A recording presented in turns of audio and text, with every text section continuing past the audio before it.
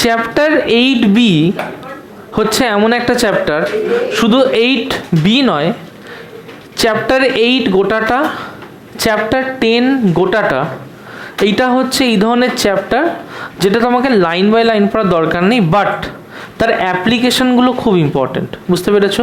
তবুও 8 এর কিছু পোর্শন আছে যেটা লাইন বাই লাইন পড়তে হবে। 8B পুরোটাই অ্যাপ্লিকেশন ওরিয়েন্টেড। ঠিক যেরকম পড়াচ্ছি ভালো করে বুঝবে, না হলে কিন্তু এর অঙ্কগুলো করতে পারবে না। ওকে, বোর্ডে দেখো, চ্যাপ্টার 8B ডিল করছে হচ্ছে EMF terminal voltage, combination of resistance, EMF terminal voltage, combination of resistance, combination of resistance. দেখো, মনে করো আমার কাছে একটা সেল আছে, হ্যাঁ আমার কাছে একটা সেল আছে, সেলটার মধ্যে একটা ইলেকট্রোলাইট আছে, লিখে নেবে যা বোর্ডে হবে, খাতায় নোট ডাউন করে নেবে, নাহলে কিন্তু পরে বুঝতে পারবে না। এই সেলটার মধ্যে আছে ইলেকট্রোলাইট। বলতো ইলেকট্রোলাইট কি কি? What do you mean by electrolyte? Electrolyte, electrolyte কি? ইলেকট্রোলাইসিস তো প্রসেস, ইলেকট্রোলাইট কি? হ্যাঁ, একটা সল্ট, একটা সল্ট যেটা ডিসোসিয়েট করতে পারে, তার মানে একটা সল্ট যেটা নিজেদের কম্পোনেন্টে ডিভাইড হয়ে যেতে পারে। ক্লিয়ার হয়েছে? যদি সোডিয়াম ক্লোরাইড সল্টের একটা সলিউশন হয় কি হবে? Na+Cl। যদি জিঙ্ক ক্লোরাইড হয় 2Cl-, Cl2- হয় না, তাহলে Zn++ 2Cl-। তার মানে যদি কোনো সল্ট দিয়ে তৈরি হয় তাহলে সে কি করবে? তার কম্পোনেন্ট আয়ন্সগুলোকে ডিসোসিয়েট হয়ে যাবে। তার মানে যদি আমার সিম্পল সোডিয়াম ক্লোরাইড থাকে তাহলে এখান থেকে দুটো জিনিস তৈরি হবে, একটা হচ্ছে সোডিয়াম, একটা ক্লোরিন, Na+Cl-। কোনটা ক্যাটায়ন? Na+ হচ্ছে cation, this is cation. Cl- কি? Anion, ANION, anion. আমার এখানে দুটো প্লেট আছে, এখানে একটা প্লেট, এখানে একটা প্লেট। কটা প্লেট আছে? দুটো প্লেট আছে। এই দুটো প্লেটের মধ্যে আমি কি দেখতে পাচ্ছি? সাপোজ এখানে একটা রেজিস্ট্যান্স লাগিয়ে দিলাম, লাগিয়ে এটাকে অ্যাটাচ করে দিলাম। ওকে, যখন Na+ আর Cl- তৈরি হয়ে যাবে, এখানটায় যখন Na+ আর Cl- তৈরি হয়ে যাবে, যদি এই টার্মিনালটা পজিটিভ হয়, এটা নেগেটিভ হয়, Na+ কোনটায় যাবে? Na+ যাবে মাইনাসে, রাইট? আর Cl- কোথায় যাবে? প্লাসে। মাথায় রাখবি অ্যানায়ন সবসময় কোথায় যায়? ওখানেই বস। অ্যানায়ন সবসময় কোথায় যায়? না, অ্যানায়ন যায় অ্যানোডে। তাহলে এইটাকে আমি কি নাম দেব? অ্যানোড। ক্যাটায়ন কোথায় যায়? ক্যাথোডে। তাহলে এটাকে কি নাম দেব? ক্যাথোড। কনসেপ্ট ক্লিয়ার হয়েছে? এবার গল্পটা কেমন হলো যে আমার ক্লোরিনগুলো ধীরে ধীরে ধীরে ধীরে এখানে চলে যাচ্ছে, রাইট? আমার সোডিয়ামগুলো ধীরে ধীরে ধীরে ধীরে এখানে চলে যাচ্ছে। তার মানে চার্জ কি ফ্লো করছে? ক্লোরিনগুলো ওইদিকে যাচ্ছে, সোডিয়ামগুলো এদিকে যাচ্ছে, চার্জ কি ফ্লো করছে? তার মানে যখন লিকুইডের মধ্যে দিয়ে চার্জ ফ্লো করছে বাঁ দিক থেকে ডান দিকে আর ডান দিক থেকে বাঁ দিয়ে, তার মানে নিশ্চয়ই there is a net flow of current. কি আছে সেখানে? There is a net flow of current. যদি সেখানে একটা নেট ফ্লো অফ কারেন্ট হয়, তার মানে ফ্লো অফ আয়ন্সের মিউচুয়াল মুভমেন্টের জন্য কারেন্ট তৈরি হচ্ছে। This is how an electric current is formed in a liquid. Electric current একটা লিকুইডের ক্ষেত্রে এইভাবে ফর্ম হয়। এর মধ্যে একটা ইলেকট্রোলাইট আছে, ইলেকট্রোলাইটটা তার কম্পোনেন্ট আয়নে ডিসোসিয়েট করে যাচ্ছে। তাহলে সে একটা অ্যানায়নে ডিসোসিয়েট করবে, একটা ক্যাটায়নে ডিসোসিয়েট করবে। ক্যাটায়নগুলো কি হবে? ক্যাথোডে যাবে। অ্যানায়নগুলো কোথায় যাবে? শুনতে পাচ্ছি না।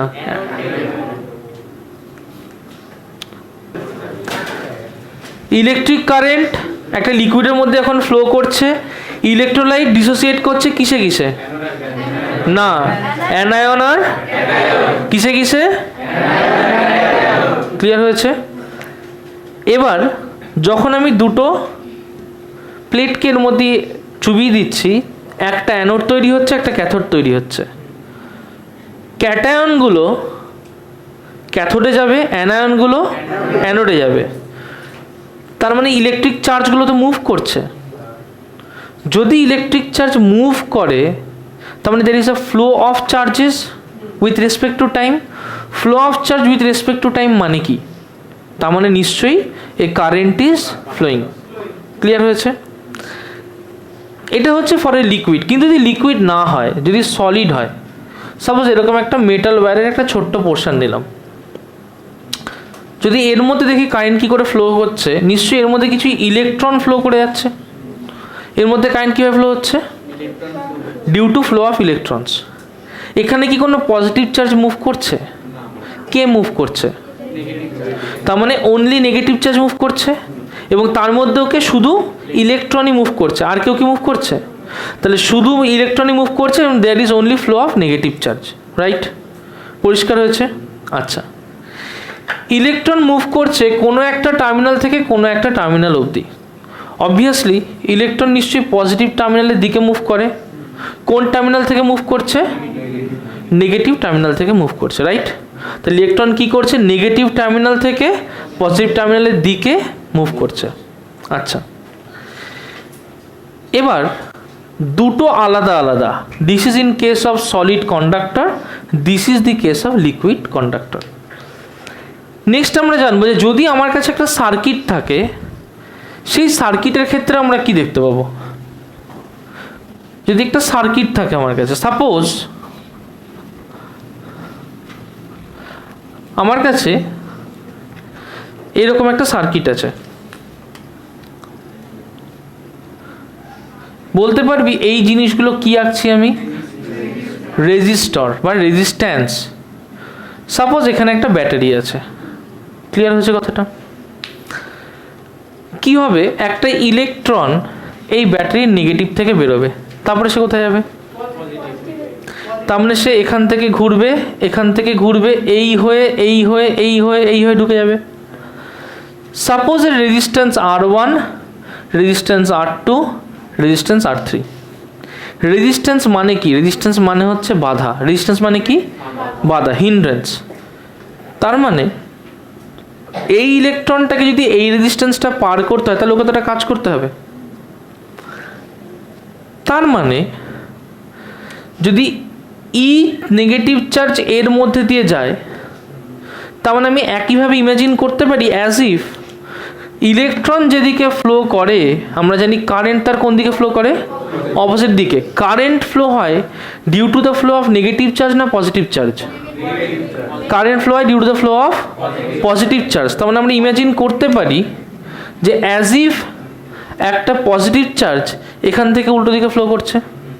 তার মানে ইমাজিন করতে পারি একটা পজিটিভ চার্জ ঠিক এই দিকে ফ্লো করছে।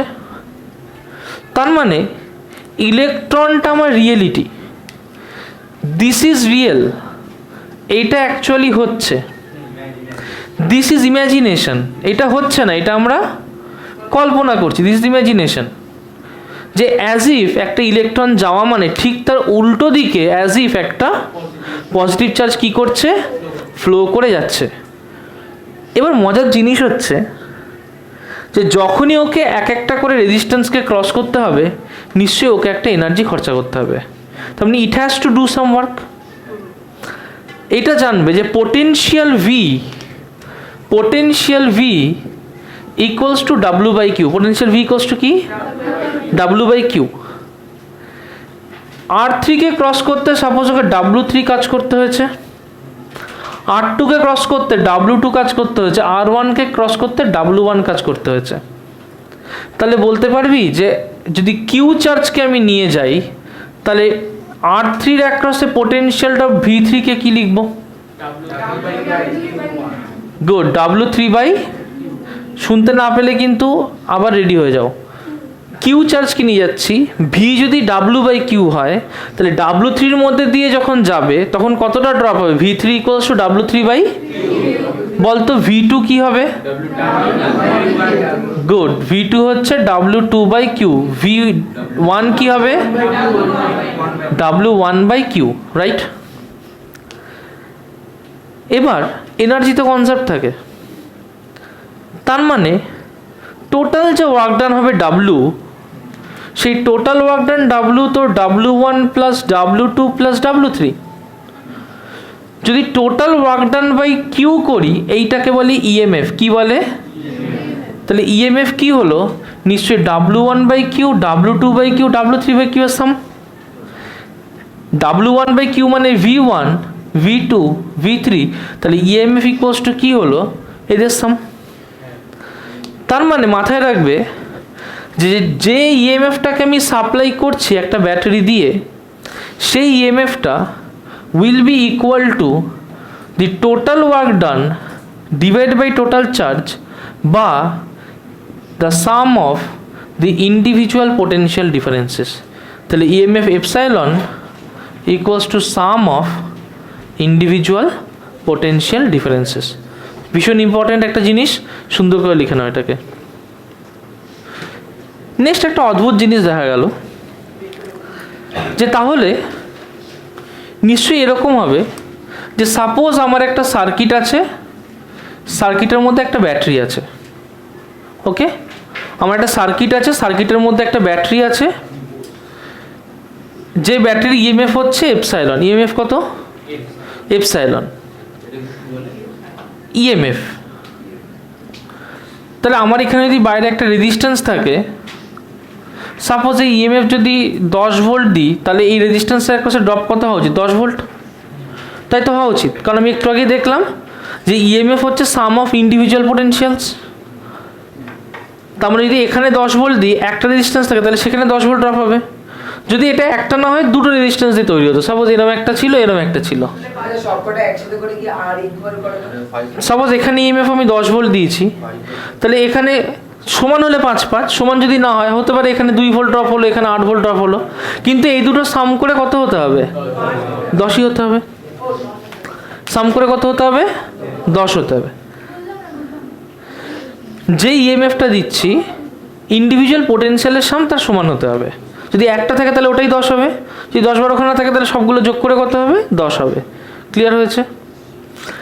ফারানা, তুই বাড়ি চলে যা, বাড়ি চলে যা। বাড়ি চলে যা। ও তাহলে নিচে গিয়ে ওয়েট কর, ঠান্ডা মধ্যে থাকিস না। আচ্ছা, ক্লিয়ার হয়েছে কথাটা? কি জ্বর আসছে? নিচে চলে যা, নিচে গিয়ে বস, ঠান্ডা মধ্যে থাকিস না। এটা ক্লিয়ার হয়েছে কথাটা? নেক্সট হচ্ছে, তাহলে এমনটাই তো হওয়ার কথা, কিন্তু বাস্তবে দেখা যায় যে যদি আমি একটা ব্যাটারি লাগাই, এখানে একটা রেজিস্ট্যান্স দিই, আর এর অ্যাক্রসে একটা ভোল্ট মিটারকে লাগিয়ে দিই, তাহলে ভোল্ট মিটার রিডিংটা দেবে সাপোজ 9 ভোল্ট। তার মানে আমি সাপ্লাই দিলাম 10 ভোল্টের, আমি কত সাপ্লাই দিলাম? পেলাম কত? 1 ভোল্ট গেল কোথায়? হারিয়ে গেছে। তাই এই হারিয়ে যাওয়া ভোল্টেজটাকে বলে লস্ট ভোল্টেজ। এই ভোল্টেজটাকে কি বলে? Lost voltage. কিন্তু কোথায় গেল? না, কোথায় গেল? আমি হিট এনার্জি এরকম কিছু তৈরি হচ্ছে না, আমি এটাই ভাবছি, আইডিয়াল কেসই ভাবছি। না না, দেখো কি হচ্ছে, যে যদি আমি এটাকে ইমাজিন করি এইভাবে, ভালো করে দেখবে যে প্রত্যেকটা ব্যাটারি তো একটা ফিজিক্যাল এলিমেন্ট দিয়ে তৈরি। তার মানে প্রত্যেকটা ব্যাটারির নিজস্ব একটা রেজিস্ট্যান্স থাকে, ভেতরে থাকে। তার মানে এই যদি আমার একটা ব্যাটারি হয়, এই ব্যাটারির মধ্যে ব্যাটারিটা রয়েছে আর তার একটা ইন্টারনাল রেজিস্ট্যান্স স্মল আর রয়েছে। ক্লিয়ার হলো? কে কে রয়েছে? তার ব্যাটারি আর তার ইন্টারনাল রেজিস্ট্যান্স স্মল আর। আমি কি করেছি, একে একটা এক্সটার্নাল রেজিস্ট্যান্স ক্যাপিটাল আর এর সাথে লাগিয়ে দিয়েছি। কোনটা কি সেটা জানা খুব দরকার। ফার্স্ট হচ্ছে এইটাকে বলে ইন্টারনাল রেজিস্ট্যান্স। কি বলে? Internal resistance. এইটাকে কি বলে? EMF of the cell. এটা কি বলে? EMF of the cell. Capital R কি বলে? External resistance. আর এর মধ্যে দিয়ে যে কারেন্টটা ফ্লো করে আই, এটাকে বলা হচ্ছে current of the circuit. Clear হয়েছে?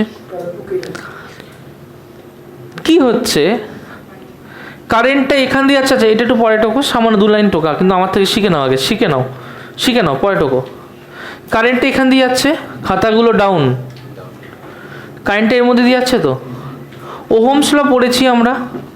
ওহমস ল কি বলে? ভি ইকুয়ালস টু, তাহলে এখানে ভোল্টেজ ড্রপ যদি ক্যাপিটাল ভি হয় কি লিখবো?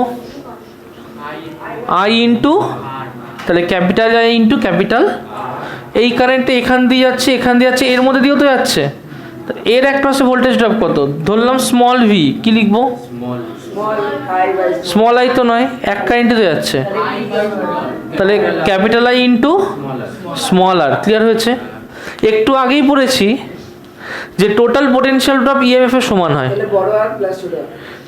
তার মানে আমি লিখতে পারি যে যদি টোটাল ইএমএফ এর সমান হয়, তাহলে EMF equals to capital I into capital আর।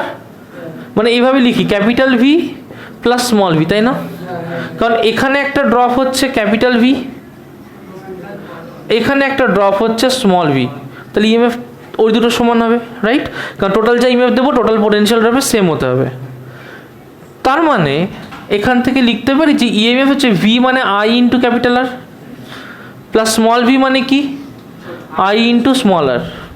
আমি কি করলাম? আইটাকে কমন নিয়ে নিলাম। তাহলে এখান থেকে লিখতে পারি যে epsilon equals to I capital R plus small R, or I equals to epsilon by capital R plus small R লিখতে পারি। কোনো কনফিউশন আছে? আচ্ছা, এইটুকু আমার কাছে ক্লিয়ার হলো। আমি সাপোজ স্মল আর বার করতে চাইছি, বার করতে পারি স্মল আর। তাহলে এই ইকুয়েশন থেকে সাপোজ আমি স্মল আর বার করতে চাই, তাহলে লিখতে পারি যে I into capital R epsilon minus I into small R লিখতে পারি না? আচ্ছা, এটাও তো লিখতে পারি যে I into small R equals to epsilon minus I into capital R লিখতে পারি। और স্মল আর কে লিখতে পারি epsilon minus I into capital R by capital I লিখতে পারি। দেখ, এটাকে লিখতে পারি যে epsilon by I minus I R by I, right? I I কেটে দিতে পারি, এটাকে লিখতে পারি যে epsilon by I minus R, that is small R লিখতে পারি। কোনো কনফিউশন আছে? পরিষ্কার? আবার দেখ কি করতে পারি, এইখান থেকে লিখতে পারি, আমি কি জানি V equals to I into capital R না? তাহলে এখান থেকে লিখতে পারি I equals to V by capital R. এই আয়ের জায়গায় ভি বাই ক্যাপিটাল আর বসিয়ে দিলাম। তাহলে স্মল আর ইকুয়ালস টু কি লিখতে পারি? Epsilon minus I capital R by V by capital R. আরটা উপরে চলে গেল, যদি আর উপরে চলে যায়, কোথায় লিখি এটা? ঠিক আছে, আরটা উপরে চলে গেল, তাহলে এই আর উপরে চলে গেল, তাহলে আর কমন যায়, এপসাইলন মাইনাস আই ব্র্যাকেটে বাই ভি লিখতে পারি। লিখতে পারি কোনখানে বল? কোনখানে? আমি এইটা না, এখানে নোংরা হয়ে যাচ্ছে, আমি এটা উপরটাই করি। আসছি আসছি আসছি আর ইকুয়ালস লিখতে পারি, দেখ epsilon minus I capital R, I মানে কি? ভি বাই আর, এই তো। তাহলে আর উপরে চলে গেল, epsilon minus I R by V, কারণ ওটা তো উপরেই আছে, এপসাইলন মাইনাস আই আর তো উপরেই আছে। কেন? এই আরটা তো উপরে যাচ্ছে, এপসাইলন মাইনাস আই আর থাকবে না? ভেতরে আছে তো। তার মানে এখানে আমি কি লিখতে পারি যে আর ব্র্যাকেটে epsilon by v minus I R by v. I r মানে কি? আই আর মানে কি? ভি, তাহলে এটাকে লিখতে পারি যে r epsilon by v minus one, কারণ আই আর মানে কি ভি, ভি ভি কী হবে কেটে যাবে, so r into epsilon by v minus one, এটাও স্মলার। দেখো স্মলারের কতগুলো এক্সপ্রেশন পেলে, তুমি স্মলারের একটা এক্সপ্রেশন পেলে এখানে পেয়েছো, তুমি স্মলারের একটা এক্সপ্রেশন পেলে এখানে পেয়েছো, তুমি আয়ের এক্সপ্রেশন পেলে এখানে পেয়েছো, আর তুমি আরেকটা এক্সপ্রেশন পেয়েছো এখানে। এই যে চারটে এক্সপ্রেশন, এই চারটে এক্সপ্রেশনই নিউমেরিক্যালের জন্য খুব ইম্পর্টেন্ট। ক্লিয়ার হয়েছে? কিছু নেই পাতি। হ্যাঁ কোনটা বল? এইটা, এইটা আই আর ইকুয়ালস টু কি, ভি বাই ভি কি হয়? ঠিক আছে, লিখে নাও এটা।